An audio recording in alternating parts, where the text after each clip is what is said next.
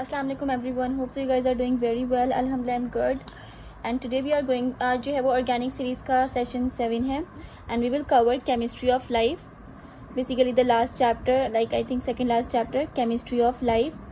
इसके अंदर जो चीज़ें हमने कवर करनी है वो है कार्बोहाइड्रेट्स, इसके अलावा we have lipids, proteins, vitamin, minerals, ये सब कुछ, वाइटामिन, मिनरल्स, वाटर। ठीक है, अब सबसे पहले जब डिस्कस कर लेते हैं कि बेसिकली केमिस्ट्री ऑफ लाइफ होता क्या है। This is basically telling about the food, कि एक फूड होता है, उसके अंदर क्या होता है, एनर्जी होती है, उससे हमें क्या होता है, ग्रोथ होती है हमारी, उससे क्या होता है, बॉडी की रेगुलेशंस होती हैं। ठीक है, तो एक फूड हमारे पास ये सब चीज़ें करता है। अब वो जो फूड है उसके अंदर कौन से कॉन्स्टिट्यूएंट है, यानी कौन सी चीज़ें हैं जो ये सब कुछ करता है, एनर्जी प्रोवाइड करता है, ग्रोथ करता है, रेगुलेशन, क्या चीज़ें होती हैं।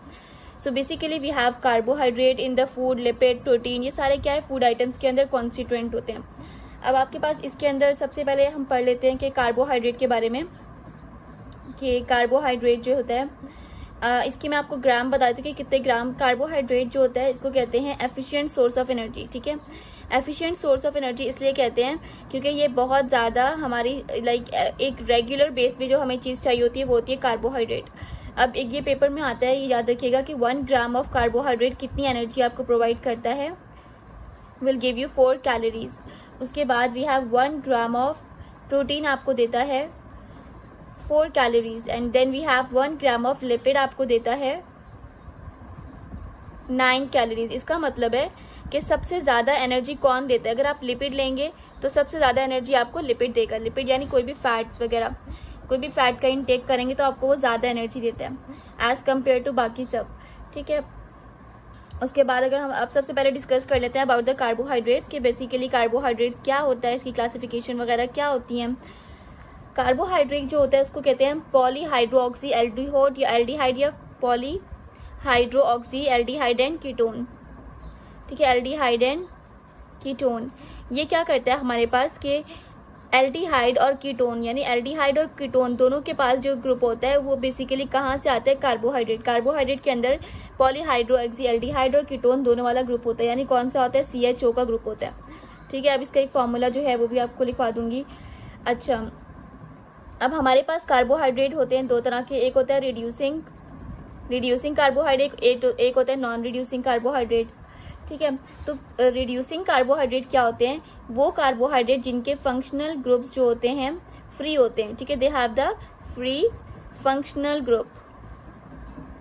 जबकि अगर हम बात करते हैं नॉन रिड्यूसिंग के, they don't have free functional group. ठीक है, अब इसके पास फंक्शनल ग्रुप है। अब हमारे पास पेपर में एग्जांपल आती है कि कौन है, सारे, इसके एग्जांपल में आता है मोनोसेक्राइड। सारे मोनोसेक्राइड्स जो होते हैं they have the free functional group, यानी रिड्यूसिंग शुगर्स। नॉन रिड्यूसिंग कौन है, सारे पॉलीसेक्राइड एंड सक्रोज। ठीक है, इसमें डाइसेक्राइड भी आता है, लेकिन डाइसेक्राइड का एक ग्रुप है सक्रोज। सक्रोज का बहुत पूछा जाता है, तो this is a non reducing. ठीक है, इसके पास कोई भी, सक्रोज के पास कोई भी हमारे पास उसके पास फ्री ग्रुप नहीं है, तो हमारे पास सक्रोज जो है वो क्या है, sucrose is a non reducing group. ठीक, अब हम लोग डिस्कस कर लेते हैं कि डाइसेक्राइड जो होते हैं ना, उसके अंदर क्योंकि हमारे पास कार्बोहाइड्रेट के अंदर जो लिंकेज होती है वो कौन सी होती है, डाइसेक्राइड भी बोल सकते हैं, पॉलीसेक्राइड भी, उनके दरमियान लिंकेज क्या होती है। तो इन द कार्बोहाइड्रेट लिंकेज कौन सी होती है, पेपर में या MCQs में आई हुई है, ग्लाइकोसाइडिक लिंकेज, ये बायो के लिए भी इंपॉर्टेंट है। ठीक है, ग्लाइकोसाइडिक लिंकेज होती है। उसके अलावा अब हमारे पास रिड्यूसिंग डाइसेक्राइड, समटाइम पूछ लेते हैं कि रिड्यूसिंग डाइसेक्राइड कौन से होते हैं, तो रिड्यूसिंग डाइसेक्राइड या फिर नॉन रिड्यूसिंग डाइसेक्राइड। ठीक है, डाइसेक्राइड की दो टाइप्स होती है, एक होती है रिड्यूसिंग, एक होती है नॉन। अब जो रिड्यूसिंग डाइसेक्राइड है वो कौन सी होती है, मेल्टोज एंड लैक्टोज। ठीक है, अब हमने बात की थी कि नॉन रिड्यूसिंग में कौन आया था, डाइसेक्राइड का। ये मतलब है कि हमारे पास वो ग्रुप जो कि डाइसेक्राइड में आ रहे हैं वो बेसिकली कैटेगराइज होते हैं रिड्यूसिंग और नॉन रिड्यूसिंग के अंदर। ठीक है, डाइसेक्राइड होते हैं रिड्यूसिंग एंड नॉन रिड्यूसिंग। जैसे आपने बात किया था कि मोनोसेक्राइड क्या होते हैं, ऑलरेडी रिड्यूसिंग होते हैं। पॉलीसेक्राइड क्या होते हैं, सारे नॉन रिड्यूसिंग होते हैं। लेकिन इसी तरह डाइसेक्राइड आधे रिड्यूसिंग होते हैं, आधे नॉन होते हैं। अब जो नॉन रिड्यूसिंग है वो कौन सा होता है, हम पहले डिस्कस कर चुके हैं, सक्रोज। ये बहुत इंपॉर्टेंट है from MDCAT point of view से। अच्छा, हमारे पास कार्बोहाइड्रेट के पास जो मिनिमम कार्बन्स होते हैं वो होते हैं 30 कार्बन। ठीक है, 3 से लेकर 10 कार्बन्स होते हैं जो कि मिनिमम होते हैं। और हमारे पास मोस्ट कॉमन हेक्सोज कौन से होते हैं? ठीक है, हेक्सोज होते हैं कौन से? ग्लूकोज हो गया, गैलेक्टोज हो गया, फ्रक्टोज हो गया, मैनोज हो गया। ठीक है, अब बात कर लेते हैं हमारे पास डी शुगर्स। आपको डी शुगर्स का पता होना चाहिए, एल शुगर का पता होना चाहिए। ठीक है, डेक्स्ट्रो रोटेटरी क्या होती है? कुछ टर्मिनोलॉजीज हैं जो इससे रिलेटेड है। डेक्स्ट्रो रोटेटरी क्या होते हैं? लीवो रोटेटरी क्या होते हैं? Levo rotatory. अब हमारे पास डी शुगर्स होते हैं वो सारे शुगर्स जिसके अंदर OH ग्रुप राइट साइड पे होता है। ठीक है, OH कौन सा ग्रुप होता है? जब हम ग्लूकोज का स्ट्रक्चर बनाएंगे तो अगर OH ग्रुप राइट साइड पे है तो ये डी शुगर है, और अगर OH ग्रुप लेफ्ट साइड पे है तो ये कौन सा शुगर है?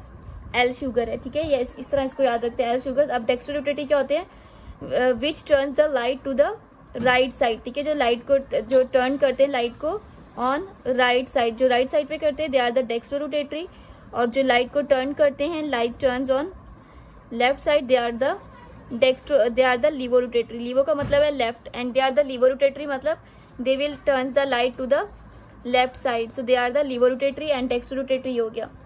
अच्छा, अब हमारे पास एक और टर्मिनोलॉजी है जो कि फेडरल में लिखा हुआ है, इसके अंदर हमारी बुक में नहीं है। एक होता है वर्ड फिस्चर्स, जो आपको पता होना चाहिए, फिस्चर स्ट्रक्चर। ठीक है, फिस्चर स्ट्रक्चर, फिस्चर्स होता है हमारे पास जब अगर CHO यानी कार्बोहाइड्रेट की ओपन चेन होती है, इसको कहते हैं फिस्चर। ठीक है, open chain of carbohydrate is called as Fischers. इसी के ऑल्टरनेट में अगर साइक्लिक आ जाएगी तो इसको कहते हैं हैवर्थ स्ट्रक्चर। ठीक है, what is the हैवर्थ structure? Cyclic, जो कार्बोहाइड्रेट साइक्लिक होते हैं यानी बंद होते हैं, मतलब साइकिल बने हुए होते हैं, they are called as cyclic carbohydrate are called as Haworth structure and Fischer. ये दो चीजें ऐसी जो आपकी बुक के अंदर नहीं है लेकिन आपको पता होना चाहिए। अच्छा, इसके अलावा एक 6 मेंबर रिंग होती है, इसको कहते हैं 6 मेंबर रिंग। आपके पास पेपर में बहुत आती है, what is 6 member ring? 6 member ring of carbohydrate क्या होता है? 6 मेंबर और एक रिंग बना रहे, तो it is called as pyranose. ठीक है, पायरेनोज कहते हैं इसे। अगर हमारे पास 5 मेंबर रिंग होगी तो उसको क्या कहेंगे? 5 मेंबर रिंग को कहते हैं फ्यूरेनोज। ठीक, अच्छा, ये सारी चीज़ें हो गई। अब हम बात कर लेते हैं कि हमारे पास कितने, इसकी लिंकेज आपको समझ आ गया। अब हम डिस्कस कर लेते हैं एक और चीज़ याद रखिएगा कि कार्बोहाइड्रेट होता क्या है? It is a primary source. हम लोग क्या खाते हैं? मैक्सिमम कार्बोहाइड्रेट ले रहे होते हैं। ठीक है, हमारी कंजप्शन मैक्सिमम क्या होती है? कार्बोहाइड्रेट की होती है। अब हम इसकी क्लासिफिकेशंस की बात कर लेते हैं। अगर हम इसकी बात करें शुगर्स की क्लासिफिकेशन में, जो कि हम थोड़ा सा डिस्कस कर चुके हैं। ठीक है, अगर हम शुगर की बात करते हैं तो इस कार्बोहाइड्रेट के अंदर शुगर भी होता है और नॉन शुगर भी होता है। ठीक है, शुगर पार्ट, एक होता है नॉन शुगर। अच्छा, टेस्ट की बुनियाद पे, ठीक है, हम टेस्ट के अकॉर्डिंग कर रहे हैं। ठीक है, शुगरी भी होती है और नॉन शुगर भी। अब जो शुगर होते हैं वो होते हैं जो स्वीट टेस्ट में होते हैं। ठीक है, they are the sweet in taste, sweet होते हैं ये। और इसके अलावा और क्रिस्टलाइन वगैरह होते हैं, क्रिस्टल टाइप, जैसे आपने शुगर ले रहे होते हैं। ठीक है, इसकी एग्जांपल जैसे ग्लूकोज हो गया, ग्लूकोज, सक्रोज वगैरह हो गया। ठीक है, अब नॉन शुगर वो होते हैं जो कि टेस्ट लेस होते हैं, they are very tasteless carbohydrate, और ये अमॉर्फस होते हैं। ये पेपर में आ सकता है कि नॉन शुगर कैसे होते हैं, क्रिस्टलाइन होते हैं या अमॉर्फस होते हैं, तो दे आर अमॉर्फस। इसके एग्जाम्पल में आ जाता है, बहुत अच्छी एग्जाम्पल है, स्टार्च एंड सेलुलोज। ठीक है, they are also the carbohydrate but they are tasteless. ठीक, तो ग्लूकोज एंड सक्रोज एग्जाम्पल है शुगर की, स्टार्च एंड सेलुलोज एग्जाम्पल है नॉन शुगर की। अब हम इसको टाइप्स ऑफ कार्बन को शुगर्स की बेस पे करते हैं। लाइक अब ये शुगर है ना, शुगर फर्दर क्लासिफाइड करते हैं 2 टाइप्स में। एक होता है रिड्यूसिंग शुगर, जो कि हम पहले पढ़ चुके हैं, दोबारा से डिस्कस कर लेते हैं। रिड्यूसिंग शुगर जल्दी से डिस्कस कर लेते हैं। एक नॉन रिड्यूसिंग शुगर। ठीक है, reducing sugar which have the free carbohydrate, CHO को मैं CHO होता है कार्बोहाइड्रेट। ठीक है, मैं CHO लिखूंगी आगे, फ्री कार्बोहाइड्रेट ग्रुप। अब अगर नॉन फ्री होगा तो क्या होगा? नॉन रिड्यूसिंग होगा। अब इसके अंदर क्या है? मोनोसेक्राइड प्लस सब डाइसेक्राइड एक्सेप्ट सक्रोज। ठीक है, सक्रोज के अलावा इसके अंदर सारे पॉलीसेक्राइड प्लस सक्रोज को मिला के। अच्छा, अब हम लोग कर लेते हैं according to the molecular structure. ये सारी क्लासिफिकेशन आपने याद रखनी है। कार्बोहाइड्रेट की क्लासिफिकेशन कर लेते हैं आप।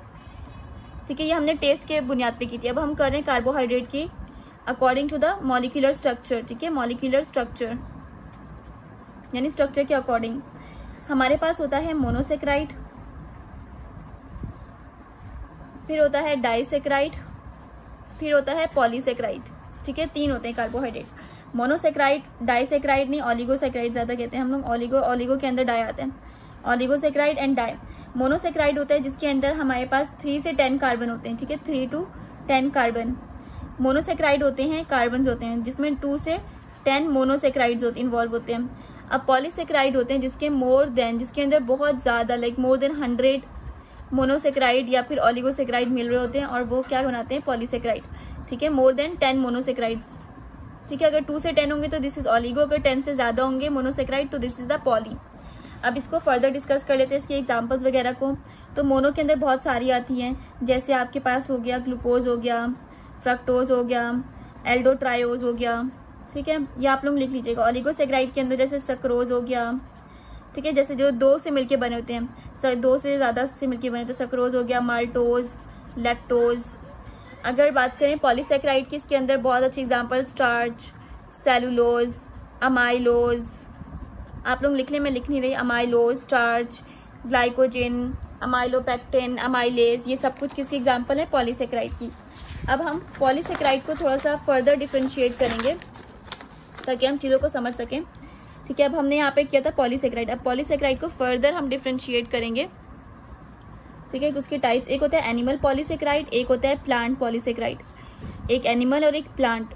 अब जो एनिमल पॉलीसेक्राइड होता है वो सिर्फ एनिमल्स के अंदर होता है, only animals, they are present in only the animals and plants are present only in the plants, ठीक है। अब एनिमल के अंदर बहुत अच्छी एग्जांपल है ग्लाइकोजिन, ये पेपर में आया था और ये मुझे याद है मेरे एमसीक्यूज में भी आया था एमडी कैट में, कि ग्लाइकोजिन किसका होता है, एनिमल का होता है, और हमारे पास सेलुलोज किसका होता है, प्लांट का होता है। ये दोनों एमसीक्यूज एक में बन के आया था कि आप बताएं कि एनिमल में आपका एमसीक्यू इस तरह से आया था कि कार्बोहाइड्रेट ऑफ एनिमल इज, उसके बाद फिर डैश एंड प्लांट इज, एक ही एमसीक्यूज बन के आया था, प्लांट इज दिस। उसके बाद ऑप्शन एक आया था, ए आया था स्टार्च सेलुलोज, नंबर बी आया था सेलुलोज स्टार्च, नंबर सी आया था अमाइलोज एंड स्कोमा स्टार्च। देखिए ये इसका मतलब है कि ना, आपने पहले वाले में एनिमल का कौन सा आता है, आपको पता है एनिमल्स का कौन सा है, ग्लाइकोजिन, उसके बाद सी आया था, डी आया था ग्लाइकोजिन एंड सेलुलोज, ठीक है, और ई आया था सेलुलोज एंड ग्लाइकोजिन। मतलब इतना ज़्यादा कंफ्यूजिंग। अब आपको लेकिन क्योंकि पता है, आपने एमसीक्यूज को देखने से पहले खुद सोच लें, glycogen of carbohydrate is, animal is glycogen, और प्लांट्स के लिए सेलुलोज। अब देखिए कौन सा है, ग्लाइकोजिन एंड सेलुलोज, तो यहाँ पर ये आंसर है, ठीक है। इस तरह करके ये कंफ्यूज करके देते हैं। तो अगर पहला एमसीक्यूज छुड़ा हुआ है, इसका मतलब है पहले वाले में पहला आएगा, दूसरे वाले में दूसरा आएगा। तो इस तरह से आपने ये याद रखना है पॉलीसेक्राइड्स के एनिमल कौन सा होता है और प्लांट्स क्या होते हैं। अच्छा, अब इसके अंदर एक और बात बता देती हूँ कि फूड के अंदर हमारे पास राइबोज और राइबोज क्या होते हैं, राइबोज शुगर्स होते हैं, शुगर्स के अंदर हमारे पास राइबोज और डीऑक्सीराइबोज होते हैं, ठीक है। राइबोज होते हैं जो कि ह्यूमन के मेटाब्स वगैरह में काम करते हैं, ठीक है, राइबोज। और ये राइबोज में क्या होता है, आरएनए में इन्वॉल्व होता है, डीऑक्सीराइबोज किस में होता है, डीएनए में इन्वॉल्व होता है, ठीक है। और ये लोग क्या होते हैं, हेरिडिटी कैरेक्टर्स को कंट्रोल कर रहे होते हैं, ठीक है। Okay, now we are going to do the proteins. So basically proteins क्या होती हैं, ये भी एक फूड सोर्स होती है जो कि हमारे पास different kind of amino acid से मिलके बनती हैं, ठीक है। Different amino acid combines together and they will form the protein. अब प्रोटीन के अंदर जो लिंकेज होती है वो होती है पेप्टाइड लिंकेज, ठीक है। वी हैव अ पेप्टाइड, जैसे हमने कार्बोहाइड्रेट की पढ़ती ग्लाइकोसाइडिक लिंकेज होती है, इसी तरह प्रोटीन के अंदर we have a peptide linkage. मैं आपको उस पेप्टाइड लिंकेज दिखा दूंगी और amino acid combines together, amino acid का स्ट्रक्चर भी दिखाऊंगी। बट अभी सिर्फ सुन लें कि अमाइनो एसिड मिलते हैं तो क्या बनाते हैं, प्रोटीन। अब we have 3 types of protein. इसके स्ट्रक्चर्स के अकॉर्डिंग हमारे पास 3 टाइप्स की प्रोटीन बनती हैं, ठीक है। Simple protein, conjugated and derive protein. अब सबसे पहले बात कर लेते हैं सिंपल प्रोटीन। अब ये सिंपल प्रोटीन क्या होती हैं, they are just made up of the amino acid unit, ठीक है। ये किससे बनी होती है, अमाइनो एसिड से मिलकर बनी होती हैं। अब जो कॉन्जुगेटेड, अब इसकी एग्जांपल आती है, अहमद आवाज कम कर। ओके, वी हैव 3 टाइप्स, एक होता है सिंपल प्रोटीन, एक होता है कॉन्जुगेटेड प्रोटीन, एक होता है डिराइव प्रोटीन। सिंपल प्रोटीन के अंदर क्या होता है, जिसके अंदर सिर्फ अमाइनो एसिड आपस में लिंक टुगेदर होते हैं थ्रू द पेप्टाइड लिंकेज, जैसे हमने डिस्कस किया किससे अटैच होता है, थ्रू द पेप्टाइड लिंकेज। अब सिंपल अमाइनो एसिड के अंदर एग्जाम्पल आती है एल्बुमिन, ग्लोब्यूलिन, ग्लूटिलिन, ग्लाइडिन और एल्ब्यूमिनॉइड्स, ठीक है।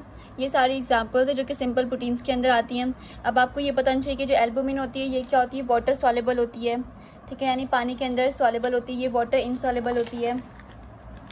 और छोटी छोटी बातें कि फॉर एग्जांपल ग्लोबुलिन जो होती है ना वो कहाँ पर होती है, एग मायोसिन में होती है, ठीक है, और टिश्यू मायोसिन में होती है, सीरम्स वगैरह में होती है। और जो एल्बुमिनॉइड होती है वो इनसॉल्युबल प्रोटीन होती है, this is the insoluble protein. और ये हमारे पास अल्कोहल में सॉल्युबल होती है। बोलो, बाद में बात कर सकते हैं ना, मैंने आपको कहा था ना मैं पढ़ा रही हूँ। नहीं तो पढ़ा रही, टाइम जा रही है मेरा। Then we have the conjugated protein. Conjugated proteins वो होते हैं जिसके अंदर प्रोटीन के साथ कोई और ग्रुप अटैच होता है, यानी कोई सा भी, चाहे अगर कार्बोहाइड्रेट का अटैच है या कोई और अदर ग्रुप अटैच है, तो this is called as conjugated. For example हमारे पास अटैच है जैसे ग्लाइकोप्रोटीन, मतलब हमारे पास कार्बोहाइड्रेट के साथ और प्रोटीन और कार्बोहाइड्रेट अटैच है, ठीक है। अब क्रोमोप्रोटीन का मतलब है हमारे पास जो है वो कलर्ड प्रोटीन यानी हीमोग्लोबिन अटैच है कार्बोहाइड्रेट के साथ। फिर हमारे पास फॉस्फोप्रोटीन मतलब फॉस्फेट ग्रुप जो कहाँ से आ रहा होता है, कैसीन एंड मिल्क से आ रहा होता है, ठीक है। फॉस्फेट ग्रुप कहाँ से आता है, कैसीन से आता है। फॉस्फेट और कोई भी प्रोटीन अटैच है। लिपोप्रोटीन मतलब लिपिड और प्रोटीन वगैरह अटैच है, यानी कोलेस्ट्रॉल एंड प्रोटीन अटैच है। Now we have the derive protein. Derive proteins होती हैं वो प्रोटीन्स जो कि बेसिकली प्रोटीन से मिलके बनी है, लेकिन उसके अंदर कोई एंजाइम और एंजाइम की केमिकल एजेंट्स वगैरह ऐड करने से वो आई तो प्रोटीन से हैं, लेकिन वो पूरी प्योर प्रोटीन नहीं है, तो उनको कहते हैं derive protein. For example we have peptone, we have peptide and proteose. इनके एग्जाम्पल्स वगैरह याद रखिएगा। बात करते हैं हम लोग फंक्शंस ऑफ प्रोटीन्स, यानी प्रोटीन्स के जो फंक्शंस हैं वो बेसिकली क्या क्या फंक्शन प्रोवाइड कर रहा होता है। हमारे पास जो प्रोटीन की सोर्सेज होती है ना वो मीट वगैरह में होती है, पल्सेस में होता है, बीन्स वगैरह में होता है, सीड्स में, नट्स वगैरह में। अब प्रोटीन बेसिकली क्या होता है, स्ट्रक्चरल कंपोनेंट है, ठीक है। ये क्या प्रोवाइड करता है, स्ट्रक्चर प्रोवाइड करता है एनिमल को, और ये ग्रोथ में हेल्प करता है, ठीक है। ग्रोथ में जैसे आपने देखे होंगे कुछ बच्चे जो होते हैं ना वो उनकी ग्रोथ रुक जाती है, उनको क्वाशरकोर होता है, तो क्यों होता है वो, because of the protein deficiency, उनके अंदर ऑक्सीजन ट्रांसपोर्ट नहीं हो पाता है, ठीक है। और प्रोटीन की वजह से ही हमारे पास मेटाबॉलिक रेगुलेशन बहुत अच्छा होता है और नर्वस ब्रेकडाउन नहीं होता। तो हमारे पास प्रोटीन एक बहुत इंपॉर्टेंट कंपोनेंट है। और 1 ग्राम ऑफ प्रोटीन कितना प्रोवाइड करता है एनर्जी, 4 कैलोरी एनर्जी प्रोवाइड करता है। उसके बाद अब प्रोटीन हमारे पास बनता कैसे है, ठीक है। हमने पढ़ा था कि protein is form from the amino acid.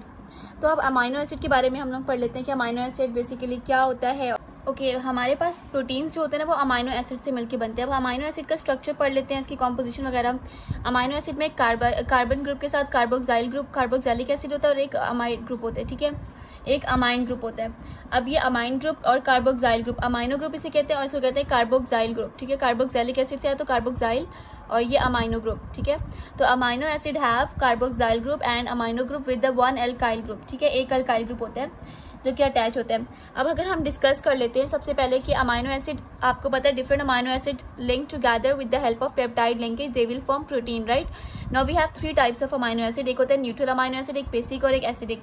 अब न्यूट्रल अमाइनो एसिड होता है कि जिसके अंदर हमारे पास जो अमाइड ग्रुप और कार्बोक्साइल ग्रुप यानी एसिडिक और सबसे पहले एक चीज़ बता दूं कि अमाइनो ग्रुप और कार्बोक्साइलिक ग्रुप में जो अमाइनो ग्रुप होता है ये एसिडिक ग्रुप होता है, ठीक है। इसको क्या कहते हैं हम, एसिडिक ग्रुप कहते हैं, और इसको हम कहते हैं बेसिक ग्रुप, ठीक है। कार्बोक्साइल होता है हमारे पास बेसिक और ये होता है एसिडिक। अब अगर न्यूट्रल है तो न्यूट्रल के अंदर क्या होगा, acidic group plus basic group एक ही क्वांटिटी में, मतलब बेसिक और एसिडिक ग्रुप एक ही क्वांटिटी में प्रेजेंट। अगर 2 एसिडिक ग्रुप प्रेजेंट है तो 2 बेसिक ग्रुप प्रेजेंट होंगे, ठीक है। अब बेसिक ग्रुप के अंदर क्या होता है कि आपके पास बेसिक ग्रुप ज्यादा है as compare to acidic group, ठीक है। मैक्सिमम बेसिक ग्रुप होंगे आपके पास, ठीक है। आपके पास कंटेनिंग ओनली 1 एसिड ग्रुप और बाकी इसके पास सिर्फ एक क्या होगा, एसिड ग्रुप, और मैक्सिमम बेसिक ग्रुप होंगे। बेसिक ग्रुप का क्या मतलब है, कौन होंगे, C डबल बॉन्ड OH बहुत ज्यादा, ठीक है। C डबल बॉन्ड OH बहुत ज्यादा होंगे। इसके अंदर क्या होगा, इसके अंदर C डबल बॉन्ड OH बहुत कम होंगे, और इसके अंदर क्या ज्यादा होगा, अमाइनो ग्रुप बहुत ज्यादा होगा, ठीक है। इसमें C डबल बॉन्ड OH ज्यादा होंगे एंड अमाइन ग्रुप सिर्फ एक ही होगा, और इसके अंदर दोनों बराबर होंगे, ठीक है।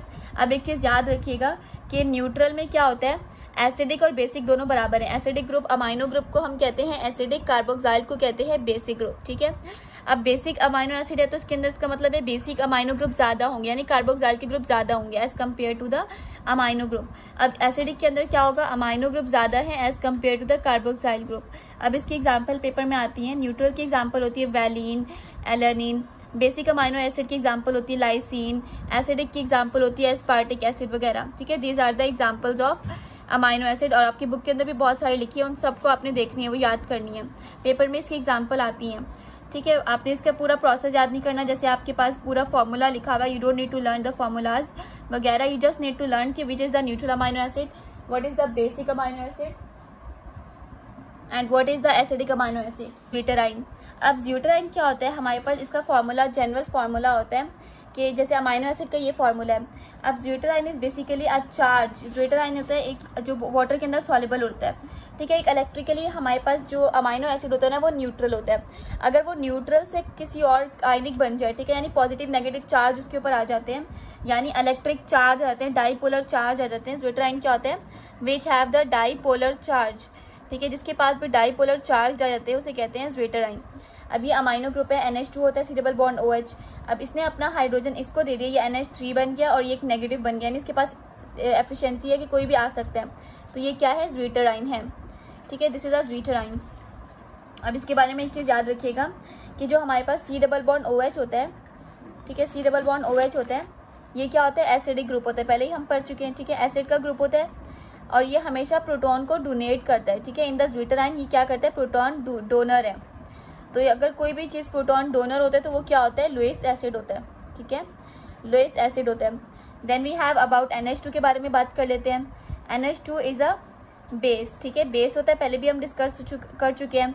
अगर ये बेस है तो ये क्या कर रहा है, प्रोटीन को एक्सेप्टर करता है, ठीक है, ये एक्सेप्ट कर रहा है. आपने देखा होगा ना H6 है तो यहाँ पर 3 बन गया क्योंकि इसने एक्सेप्ट करा है, एक्सेप्टर है ये, प्रोटॉन एक्सेप्टर. अगर प्रोटॉन एक्सेप्टर क्या होते हैं, लुईस बेस कहलाते हैं, ठीक है. This is the zwitterion. और ज्यूटराइन की नेचर कैसी होती है, इलेक्ट्रिकल नेचर होती है और ये डाईपोलर होते हैं.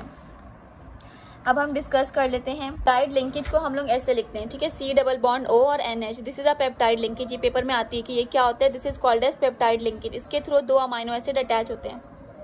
Okay, now we have the lipids. Lipids basically आपके पास एक नेचुरली ऑकरिंग ऑर्गेनिक कंपाउंड्स होते हैं, ठीक है, जो सॉल्युबल होते हैं ब्लोर्स रिएजेंट के अंदर. तो ये पेपर में आ जाता है कि इट इज सॉल्युबल इन, तो they are soluble in the Bloor's reagent. Bloor's reagent क्या होता है, ये मिक्सचर होता है हमारे पास 2 चीज़ों का. एक होता है डाई इथाइल ईथर और इथाइल अल्कोहल के, ठीक है. Bloor's reagent is a diethyl ether. कुछ चीज़ें मैं आपको एक्स्ट्रा में बता रही हूँ क्योंकि ये फेडरल में लिखा है और पेपर में आता है तो आपको करना है, ठीक है. एंड इथाइल अल्कोहल, ठीक है. ब्लोर्स रिएजेंट जो होता है वो di ethyl ether plus ethyl alcohol के लाइक द मिक्सचर से बनता है. 2:1 रेशियो होता है. और हमारे पास ब्लोर रिएजेंट्स की मदद से क्या होता है, लिपिड्स फॉर्म्स होते हैं. अब हमारे पास लिपिड्स जो होते हैं ना वो 3 टाइप्स के होते हैं. एक होता है सिंपल लिपिड, एक होता है कंपाउंड, एक स्टेरॉइड. अब जो सिंपल होता है ना, फैट्स एंड ऑयल को हम सिंपल लिपिड्स कहते हैं. अब सिंपल लिपिड्स वो होते हैं जो नेचुरली ऑक्यूरिंग होते हैं, जैसे फैट्स हो गए, वैक्सीज हो गए, ठीक है. फैट्स और वैक्सीज और ऑयल्स सबको मिला के हम सिंपल लिपिड कह रहे होते हैं. अब फैट्स क्या होता है और ऑयल्स क्या होता है, हमारे पास फैट्स जो होते हैं ना वो सैचुरेटेड होते हैं, ठीक है. फैट्स आर सैचुरेटेड और oils are unsaturated. They are the solid and semi solid होते हैं, सॉलिड एंड सेमी सॉलिड. और ये हमारे पास ऑयल्स जो होते हैं ना वो लिक्विड होते हैं. हमारे पास जो फैट्स होते हैं वो एनिमल से आते हैं और जो ऑयल्स होते हैं वो हमारे पास प्लांट से इसका ओरिजिन होता है. अब इसकी एग्जाम्पल इतनी अच्छी आती है, palmitic example, palmitic acid, stearic acid, ठीक है. ये सारे क्या है, एग्जाम्पल हैं, palmitic acid and stearic acid. अब प्लांट के अंदर जो ऑयल है उसके एग्जाम्पल में आ जाता है linolenic acid, linoleic acid, linolenic acid और लिनोलिक एसिड, ठीक है. और इसके अलावा ऑलिक एसिड, ये सारी एग्जाम्पल आ जाती हैं हमारे पास ऑयल की, ठीक है. ऑयल क्या होता है, लिक्विड होता है, अनसैचुरेटेड होता है, ये सैचुरेटेड होता है, सॉलिड होता है. और उसके अलावा जो है आपने याद रखना है कि हमारे पास ये एनिमल से आता है, ये प्लांट से आता है. इसकी एग्जांपल्स ये हो गई, ठीक. Now let's talk about compound. Compound होता है हमारे पास जो कंपाउंड. अच्छा, एक और चीज़ याद रखिएगा, सपोरिफिकेशन का एक प्रोसेस होता है जो कि हमारे पास सिंपल लिपिड्स के थ्रू होता है, ठीक है. सपोरिफिकेशन एक प्रोसेस है जिसके अंदर फैट और ऑयल को, ठीक है, फैट प्लस ऑयल या फिर ऑयल को ट्रीट करते हैं एल्कली से, ठीक है. एल्कली यानी NaOH, सोडियम स्ट्रॉन्ग एल्कली से, NaOH से या KOH से. तो वो क्या बनाते हैं हमारे पास, इट विल फॉर्म सोप, ठीक है, इट विल फॉर्म सोप. अब हमारे पास अब बात कर लेते हैं कि लाइक एक और प्रोसेस होता है जिसे कहते हैं रेंसिडिफिकेशन. ये भी हमारे पास सिंपल से होता है तो इसके बारे में भी यहीं पे डिस्कस करते हैं कि रेंसिडिफिकेशन क्या होता है. रेंसिडिफिकेशन होता है जब हमारे पास ऑयल या फैट को हम एक्सपोज करते हैं एक वार्म मॉइस्चर के साथ, तो एक अजीब सी ओडोर आती है जिसकी स्मेल बहुत अजीब सी हो जाती है. वो बेसिकली क्यों होता है कि हमारे पास जो ईस्टर लिंकेज होता है वो टूट जाता है, ठीक ठीक है, उसकी वजह से हमारी स्मेल, उसकी स्मेल बहुत बुरी हो जाती है। रेंसिडिफिकेशन होता है किसी भी चीज़ को आप एक ऑफेंसिव ओडोर देते हो और कोई और चीज़ बनाते हो। ठीक है, रेंसिडिफिकेशन किसकी वजह से होता है कि हम फैट या फिर ऑयल को, फैट और ऑयल को वार्म वाटर में, वार्म एयर में क्या करते हैं, एक्सपोज करते हैं। ठीक है, इससे क्या होता है, एक ऑफेंसिव ओडोर आ जाती है।